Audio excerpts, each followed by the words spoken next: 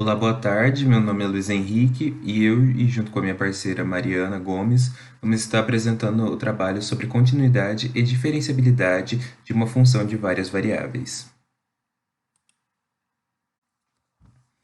Como a gente viu no tema 1 sobre limites, a função f de xy se aproxima do limite L à medida que xy se aproxima de x0 e y0. E escrevemos assim: limite de f de xy quando xy tende a x0 e y0 é igual a L. Isso se para todo epsilon maior que zero existir um número delta correspondente, tal que, para todo xy no domínio da função, módulo de f de xy menos L tem que ser menor que epsilon, sempre que zero menor que raiz de x menos x0 ao quadrado, mais y menos y0 ao quadrado tem que ser menor que delta. Tendo isso em vista, existem três definições para uma continuidade de uma função de várias variáveis. Primeiramente, f precisa ser definida em x0 e y0, ou seja, x0 e y0 precisam pertencer ao domínio. Segundo, o limite de f de xy, quando xy tende a x0 e y0 deve existir, ou seja, esse limite tem que existir.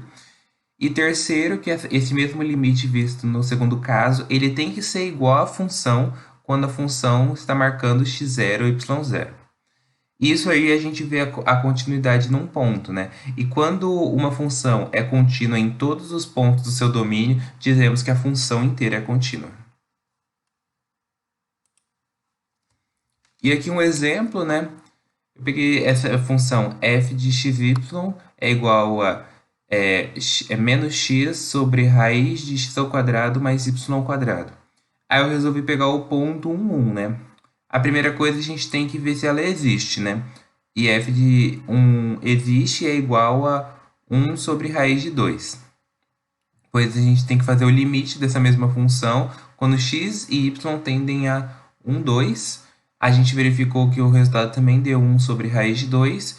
E a terceira condição é que as duas devem ser iguais. E como a gente viu acima, as duas são iguais. Portanto, a f de xy é contínua no ponto 1, 1. Meu nome é Mariana e eu vou falar sobre a diferenciabilidade. A função conter derivadas parciais e ser contínua num ponto não é o suficiente para que a função seja diferenciável nesse ponto, o que é diferente de quando nós tratávamos de funções de apenas uma variável, pois apenas essas definições eram suficientes para considerá-las diferenciáveis. Pois quando se trata de várias variáveis, é necessário que haja um conceito mais esclarecedor, já que a função pode ser contínua e não diferenciável. Os teoremas são três, que são eles: se uma função f de xy é diferenciável num certo ponto, então esta função é contínua neste ponto. Se a função f de xy é diferenciável num ponto, essa função possui derivadas parciais nesse ponto. Se as derivadas parciais são contínuas num ponto, então a função f de xy é diferenciável nesse ponto.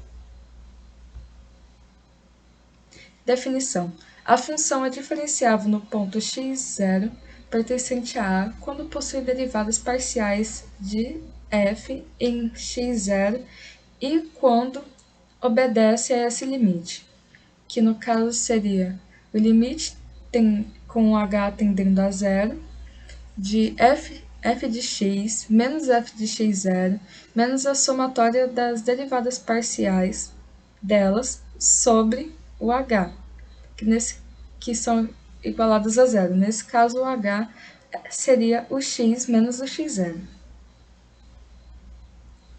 No caso de uma função de duas variáveis, temos essa expressão provinda da definição em sua parte superior.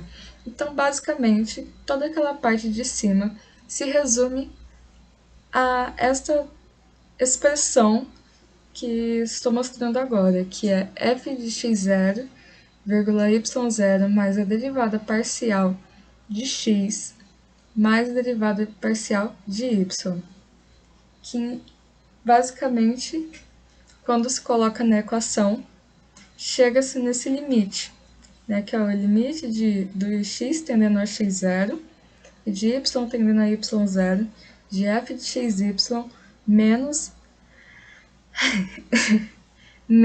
a f de x0, y0 mais a derivada de x e mais a derivada de y sobre a raiz de x menos x0 ao quadrado mais y menos y0 ao quadrado.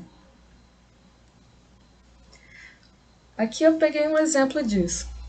Então, pegamos a função f de xy, onde x ao cubo vezes y sobre x ao quadrado mais y ao quadrado, sendo que isso quando x e y são diferentes de zero. E teremos zero para quando a expressão estiver na origem. Então, primeiramente, fazemos a derivada de x, a derivada parcial de x, e depois fazemos a derivada parcial de y. Depois, nessa parte, vemos essa mesma derivada parcial quando ela está na origem. Mas, para isso, nós precisamos fazer o limite dessa expressão, que daí, no caso, a gente vem aqui e substitui por h, que daí o h vai tender a zero, e substituímos na primeira com o x, 0 mais h, que então teremos essa expressão menos f de x0, y0, que no caso, como vimos anteriormente, vai ser igual a zero, tudo isso sobre h. Então, percebemos que o limite vai ser igual a zero. E, igualmente, nós fazemos com y, como podemos ver aqui, só que dessa vez em relação a y, e assim apenas substituímos nas partes onde são necessárias e percebemos que o limite também é igual a zero, então o limite existe. Então, depois de tudo isso, nós colocamos na equação que apresentei anteriormente para definir se há a diferenciabilidade.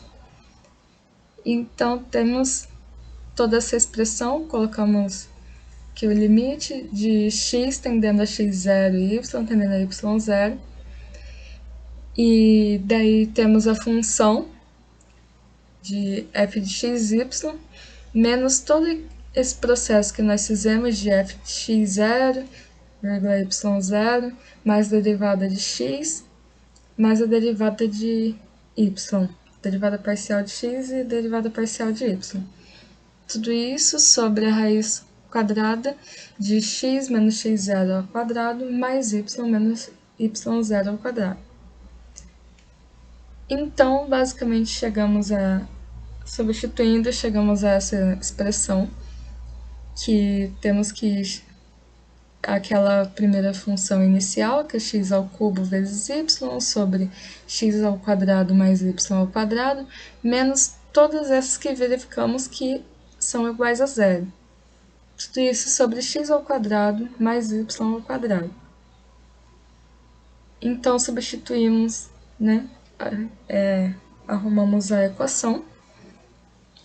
E como eu percebi nesse cálculo que seria mais fácil passar para coordenadas polares pela questão do x ao quadrado mais y ao quadrado, eu passei aqui que a gente vai ter o x sendo igual a r cosseno de θ e y igual a r seno de θ, e x ao quadrado mais y ao quadrado é igual a r ao quadrado. Então, substituímos ali, que vai ficar o limite de r tendendo a zero pela direita. Temos o r ao cubo, mais vezes o cosseno ao cubo de θ, vezes r seno de θ, tudo isso sobre r ao quadrado vezes r. E quando simplificamos, temos que o limite de r tendendo a zero pela direita é r vezes o cosseno ao cubo de θ vezes seno de θ. E quando quando substituímos por zero, vemos que é igual a zero. Então, essa função é diferenciável. Aqui temos as outras definições da diferenciabilidade de duas variáveis.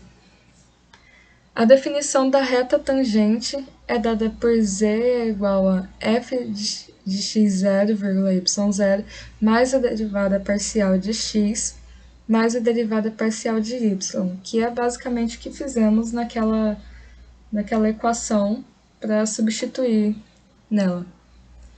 Uma função é dita de classe C1 quando em A existem derivadas parciais em cada ponto de A, e estas são contínuas. Assim, quando f é de classe C1, significa que f é diferenciável.